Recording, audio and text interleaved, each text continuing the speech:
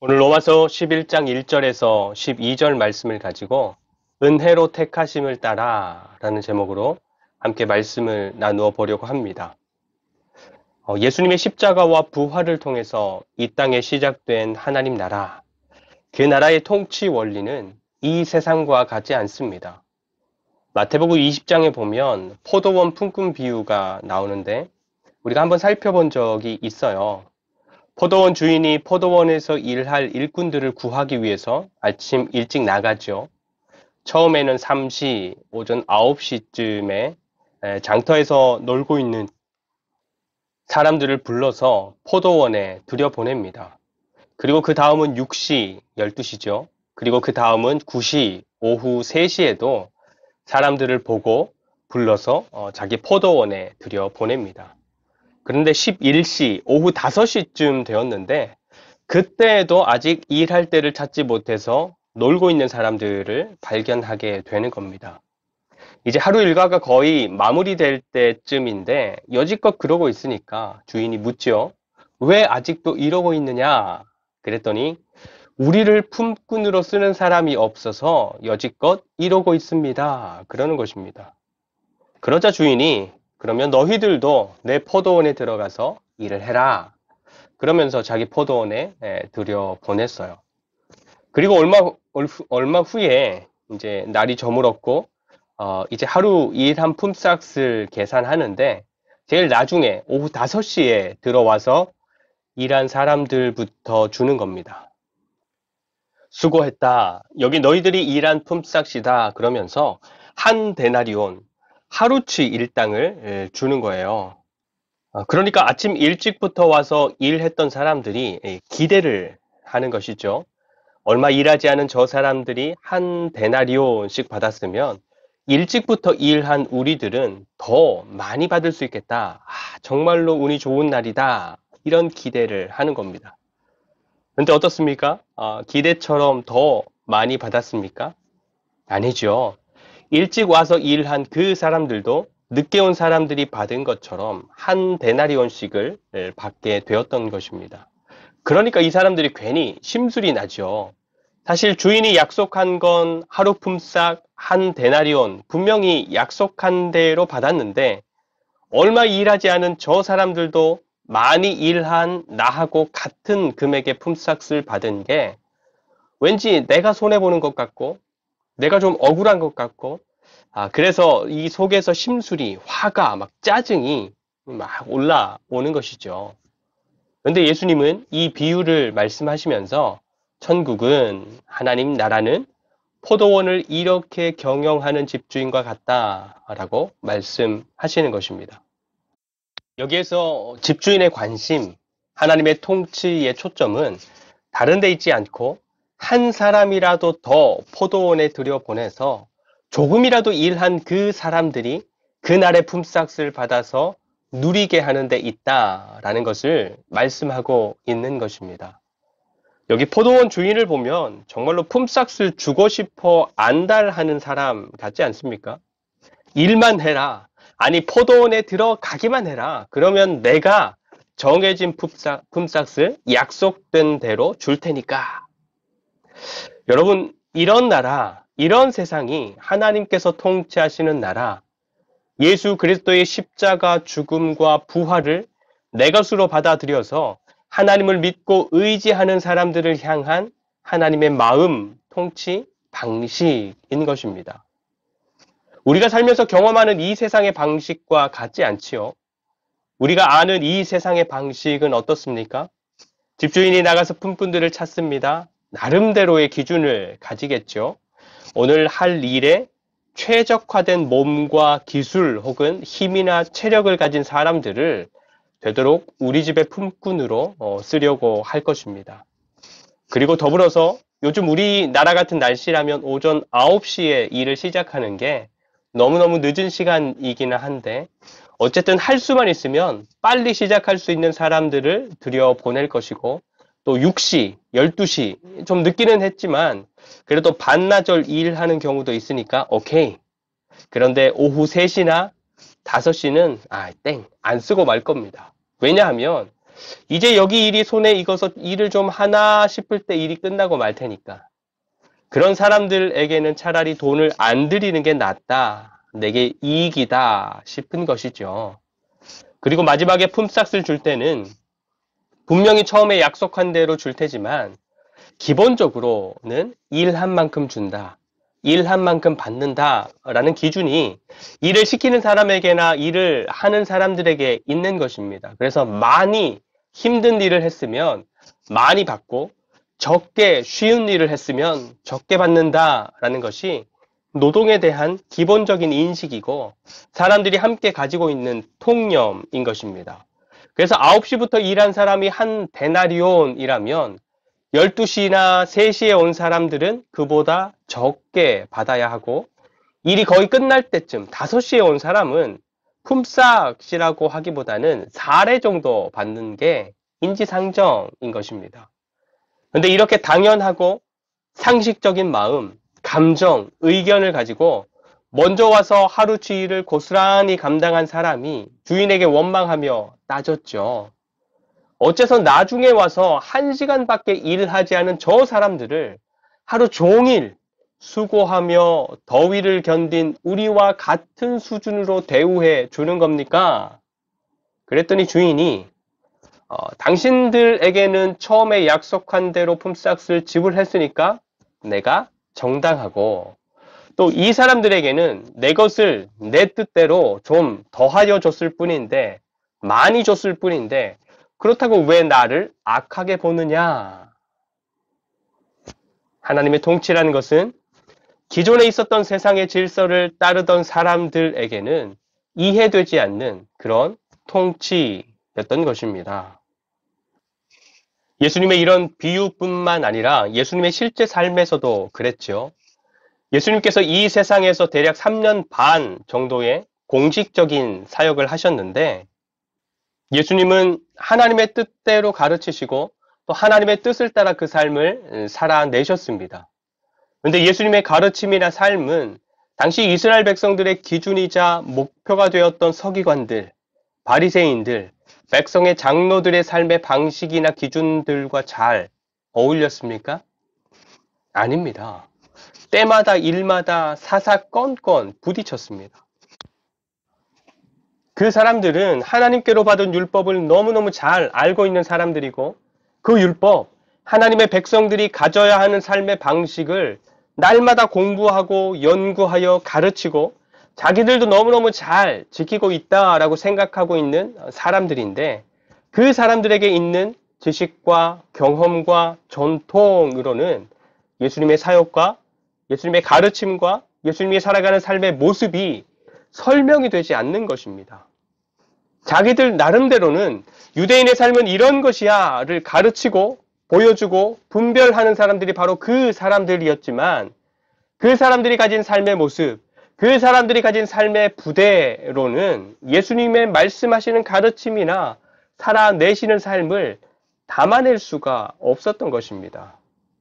그래서 예수님 앞에서 그거 아니야, 그렇게 하면 안 돼, 이런 말만 하면서 예수님께서 살아내시는 삶을 부정하고 막아서는 것밖에 할 수 없었던 것입니다. 오늘 말씀 1절은 이렇게 시작합니다. 그러므로 내가 말하노니 하나님이 자기 백성을 버리셨느냐? 여기서 바울이 말하는 자기 백성, 하나님이 실제 역사 가운데에서 당신의 백성으로 언약한 사람들 누구입니까? 이스라엘 백성들, 유대인들입니다.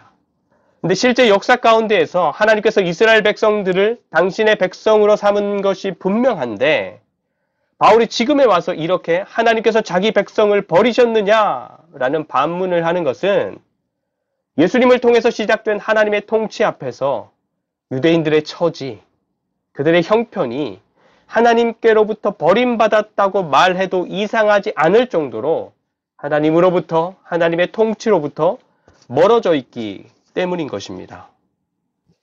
그 증거가 무엇입니까? 이스라엘 백성들은 실제로 자신들의 역사 가운데 찾아오신 하나님의 아들을 알아보지 못했습니다. 오히려 그 하나님의 아들을 대적했습니다. 끝내는 십자가에 못 박아 죽였습니다. 그리고 그 이후로도 예수 믿는 사람들을 찾아다니면서 박해하고 잡아 들이는 일에 열심을 냈던 사람들이 바로 이스라엘 백성들, 유대인들이었던 것입니다. 그래서 바울은 9장부터 11장에 이르기까지 자기 동족 유대인들에 대한 안타까운 마음을 가지고 그들에 대한 이야기, 역사 가운데서 그들이 얻은 지위, 영광, 하지만 잘못된 지식을 따라서 자기의 의의를 세우면서 하나님께서 세우신 의의에 복종하지 않는, 그래서 복음에서 점점점 멀어져가는 유대인들에 대한 안타까운 마음을 이야기하는 것입니다. 오늘 11장은 예수님과 함께 임한 하나님의 통치로 말미암아 그런 형편 가운데 놓여 있었다라는 것이 드러나고 증명된 유대인들에 대한 바울의 결론적인 선언인데, 다시 1절, 그러므로 내가 말하노니 하나님이 자기 백성을 버리셨느냐? 그럴 수 없느니라. 나도 이스라엘인이요 아브라함의 씨에서 난 자요 베냐민 지파라. 아멘. 바울이 이 편지를 보내며 활동하던 시대에도 유대인들은 여전히 복음을 거부하고 율법을 지키는 것으로 자기 의의를 세워가고 예수 믿는 사람들을 핍박하고, 그래서 오히려 하나님에게서 멀리 있었던 이방인들이 복음을 듣고 또 복음을 받아들이고 그래서 구원을 받아서 하나님의 백성 자리를 차지하고 또 더 많은 이방인들이 하나님의 백성으로 쏟아져 들어오고 있는 상황이라서 이런 형편들만 보면 이스라엘은 거기까지구나, 모든 것이 역전되었으니 더 이상은 안 되는구나 라는 결론을 누구든 고민하지 않고 내릴 수 있지만 바울은 반대로 아니라는 것입니다. 하나님은 그럴 수 없다라는 것입니다. 그러면서 하나님 앞에서 이스라엘 백성들이 끝나지 않았다라고 확신을 가지고 선언하는 이유를 두 가지 말하는데, 그 첫 번째 이유가 뭐예요? 자기 자신.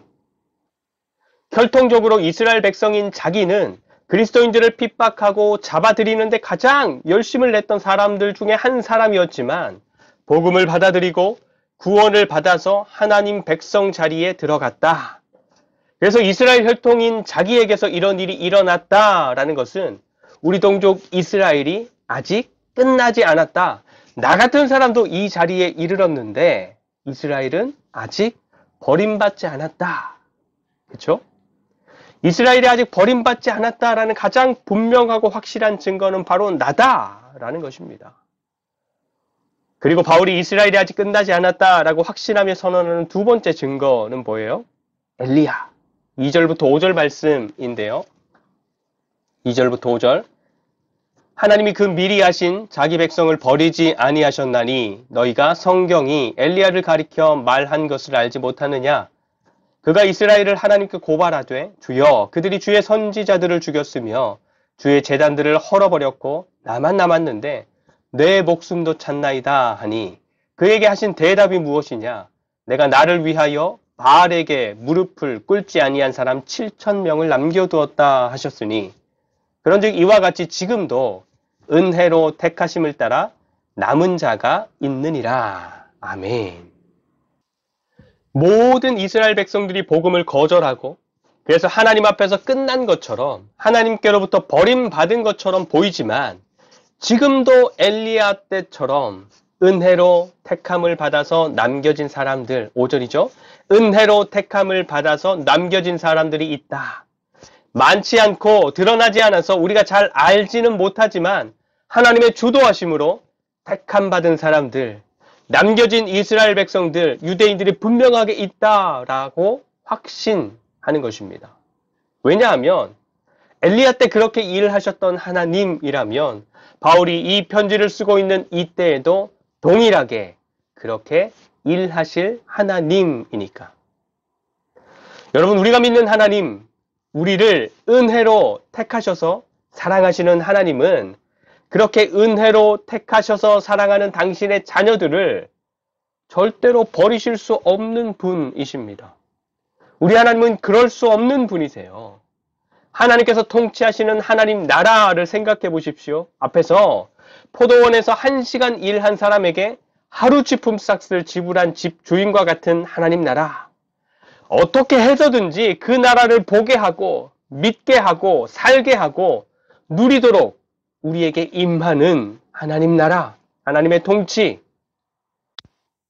내가 아직 하나님을 분명하게 부르지도 않았고 다 부르지도 않았어요. 그래도 너 불렀네. 다 안다, 다 알아. 네 맘 안다. 들어와라. 받아라. 누려라. 그런 하나님이신 것입니다. 여러분, 여러분들이 믿고 섬기고 의지하고 예배하는 하나님은 여러분들에게서 어떤 하나님이십니까?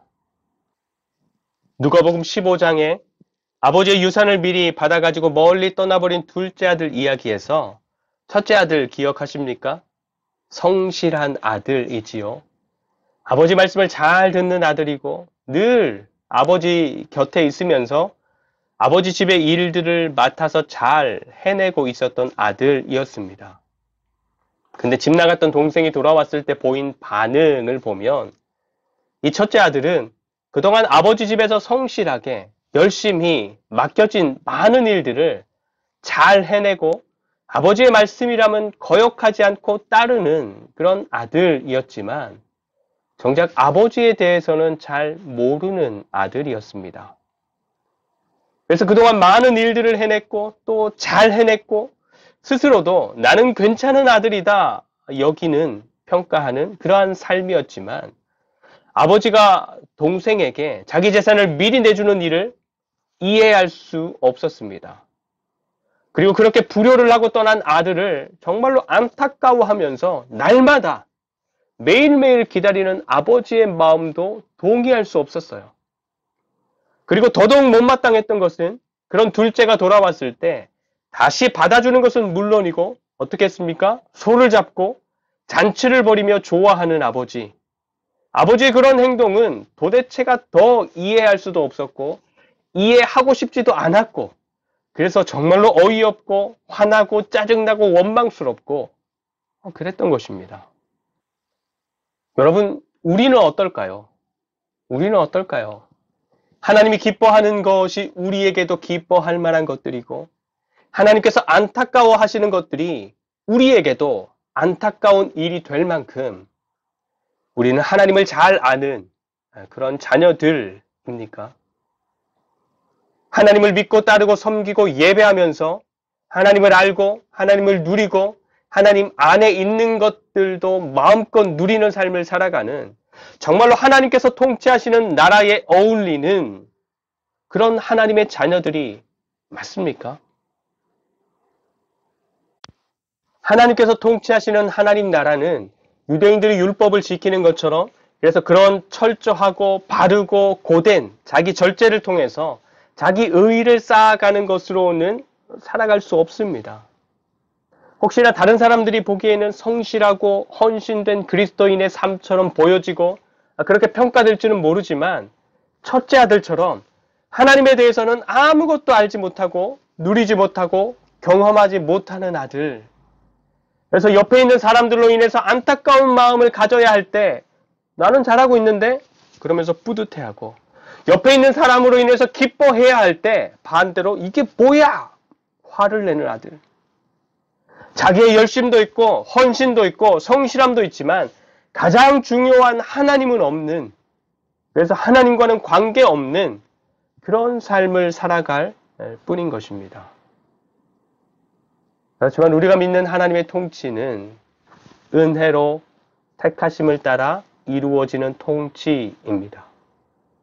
그리고 그런 통치를 이루는 하나님의 지혜는 앞에 8장에서 말씀하시는 것처럼 모든 것이 합력하여 선을 이루게 하시는 지혜입니다. 그렇기 때문에 결국에는 오늘 말씀 11절과 12절에서 말씀하시는 것처럼 하나님께서는 사람들의 어떤 어리석음과 어떤 실수와 실패 속에서도 하나님의 계획을 뜻하신 대로 아름답게 이루어 내시는 것입니다. 저와 여러분들은 그런 하나님을 믿고 그런 하나님을 의지하는 사람들이고 그 하나님께서 은혜로 지혜로 통치하시는 나라는 우리의 어떤 실수와 실패와 어리석음 속에서도 또 세상의 어떤 반대와 어떤 방해와 문제 속에서도 반드시 하나님의 영광스러운 나라로 완성되고야만은 그래서 하나님께서 은혜로 택하신 자녀인 우리 그리스도인들은 절대로 망할 수 없고 버려질 수 없는 운명에 사로잡힌 사람들인 것입니다. 그렇다고 해서 그럼 반대로 가볼까? 내 마음대로 가볼까? 그렇게 하나님을 시험하는 사람들은 되지 마시고 은혜를 은혜로 받아서 은혜를 알고 누리는 그러한 삶이 되고, 그래서 이 세상의 삶처럼 실수할까? 잘못할까? 후회할까? 두려워하고 망설이는 그런 인생이 아니라 하나님을 사랑하고 신뢰하기에 마음껏 자유롭고 마음껏 누리고 또 마음껏 소망하는 정말로 풍성하고 충만한 하나님 나라의 삶을 살아가는 저와 여러분 사랑하는 하늘둥지 교회가 되시기를 간절히 축원드립니다. 기도하겠습니다. 실제 역사 가운데에서 택하신 민족의 넘어짐으로도 세상의 풍성함을 이루시는 하나님, 지금 이곳에 머리 숙인 사랑하는 자녀들을 은혜로 택하셔서 영광스러운 하나님 나라로 삼아주시고 오늘도 하나님의 뜻 안에서 아름답게 빚어져 가고 완성되어 가게 하시니 감사드립니다. 하나님께서 우리를 택하심은 우리가 잘나서도 아니요 무엇인가를 잘해서도 아니고 많이 드리거나 많은 공로가 있어서가 아니라 순전한 은혜로 말미암았다는 것을 고백합니다. 그 은혜를 아는 자들이 되게 하시고 그 은혜에 반응하는 자들이 되게 하시고, 그래서 은혜 안에서 하루하루의 삶과 그 삶을 통치하시는 하나님이 풍성하게 누려지게 하여 주시옵소서. 오늘도 은혜 주시는 우리 주 예수 그리스도의 이름으로 간절히 축복하며 기도드립니다. 아멘.